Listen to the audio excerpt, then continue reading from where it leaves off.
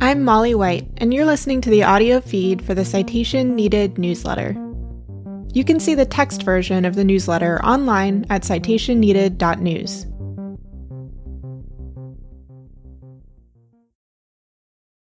POSSE, Reclaiming Social Media in a Fragmented World.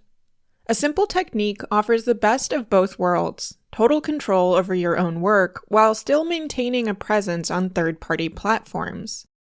This issue was originally published on September 27, 2024. First, it was LiveJournal, Friendster, and MySpace. Then Facebook exploded onto the scene. Twitter came along not long after, although it would still be a while before it integrated now ubiquitous features like mentions, retweets, and on-site photos. Google Plus came and went. Then Twitter's acquisition and rapid decline forced many to reckon with their continued presence there, and many either adopted or migrated entirely to alternatives like Mastodon or the nascent Blue Sky or Threads. Most of us who use social media have used multiple platforms, either simultaneously or in sequence. Sometimes the shift away from using a platform feels organic, and we just gradually spend less time on it as our attentions, or our friends' attentions, move elsewhere. Our accounts grow dormant, but there is little in the way of conscious realization that we have left.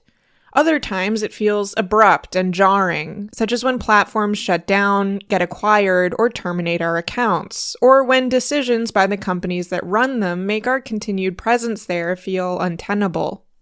When platforms die, there is inevitably community loss as the user base fragments. Some people move to the same platforms but never manage to reconnect.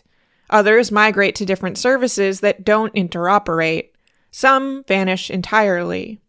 Each shift requires rebuilding, and the process of finding the people you once knew and the communities you once valued is laborious.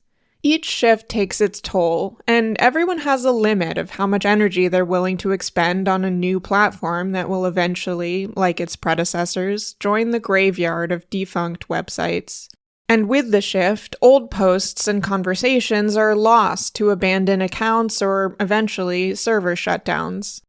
As the list of platform options grows, this only becomes more difficult. When Elon Musk's acquisition of Twitter spurred many to seek replacements, or at least backup plans, there was a long list of reasonably similar alternatives to choose from. Some went to Mastodon. Some who could get their hands on invite codes went to Blue Sky. Later on, Meta launched Threads, so some people went there. A long tail of alternative options ranging from Post to Truth Social to Nostr drew in others. Some of us set up accounts in multiple new places to try to stay connected with the people we care about, only to then have to grapple with the challenges of having several relatively similar platforms to juggle. Do I post the same things on each of them? Or are some posts better suited to Mastodon while others feel more at home on Blue Sky? How do I keep up with conversations split across 3 different websites or apps? For me, the announcement of a new platform with new features and new people now elicits less of a feeling of excitement, but rather a feeling of, oh no, not another one. When I started using Mastodon in addition to Twitter, it felt manageable. I could reasonably copy and paste my posts across 2 platforms, even if it was a bit of a pain. 2 browser tabs and 2 apps on my phone felt doable. When I added Blue Sky on top of it, it no longer felt manageable. Posting a multi-post thread with photos and alt text became a tedious chore, especially with variations in character limits and other functionality. But I didn't really want to leave any of these platforms entirely, because each was home to occasionally but not entirely overlapping groups. I think federation is the long-term solution to these problems. Eventually, I dream we will be able to seamlessly interact with people across platforms. When a platform reaches the end of its life, we will be able to easily migrate elsewhere with no loss of community. But while progress towards this future has been promising, we are not there yet. Mastodon federates with a handful of relatively small services via the ActivityPub protocol, but not many of the popular microblogging alternatives. Blue Sky is working on its own federation protocol called AT-Proto, which is not interoperable with ActivityPub.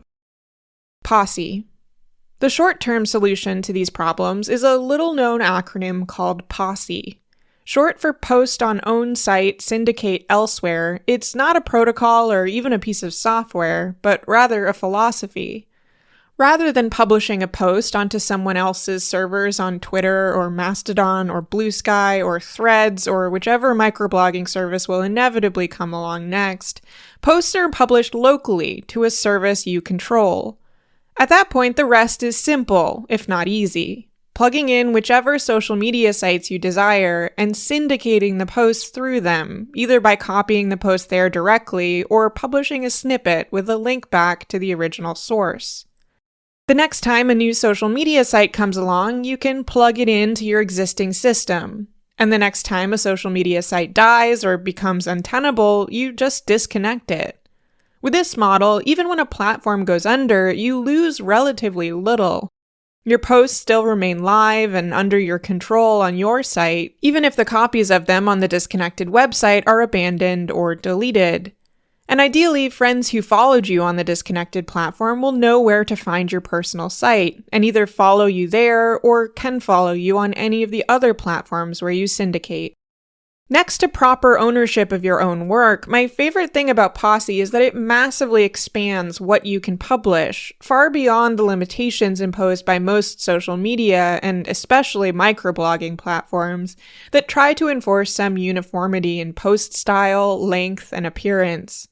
On Blue Sky, I can't post more than 300 characters, or use most text formatting, much less format my posts in the fonts and styles I like, use footnotes, or heck, write custom JavaScript to turn your cursor into a cat. On my own website, the sky, and the tolerance of visitors for cat-shaped cursors, is the limit. Then, what can't be cross-posted natively to other platforms can be reformatted or stripped out. Posts can be chopped into threads to meet length limitations, and the rest can be achieved with a link back to the site for those who want to see the original post in all of its glory. POSSE is not without its challenges, though. For one, although it handles the publishing end of things, it does not solve the issue of conversations fragmented across multiple platforms. When a person responds to a syndicated post, the reply typically remains siloed on that platform.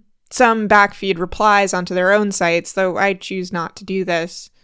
Because I actively use the 3 platforms where I currently syndicate my microblog posts, I just reply to any comments on the platforms where they happen, and deal with the fact that sometimes similar conversations happen in multiple places. Secondly, and perhaps most onerous, there is not a strong software ecosystem around POSSE.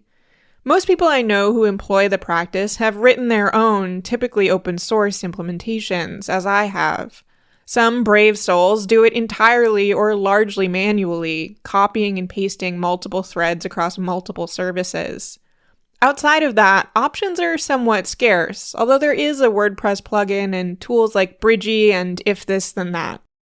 Despite its challenges, POSSE is extremely empowering for those of us who wish to cultivate our own corners of the web outside of the walled gardens of the major tech platforms, without necessarily eschewing them entirely. I can maintain a presence on the platforms I enjoy and the connections I value with the people there, while still retaining primary control over the things that I write and freedom from those platforms' limitations. And the next time a social media platform runs out of venture capital, or its billionaire owner decides I'm too annoying to keep around, I'll still be here, writing. Consider joining me. Thanks for listening to this issue of the Citation Needed newsletter. To learn how to support my work, visit mollywhite.net/support. If you'd like to read the text versions of these episodes, sign up to receive the newsletter in your email, or support my work on a recurring basis, go to citationneeded.news.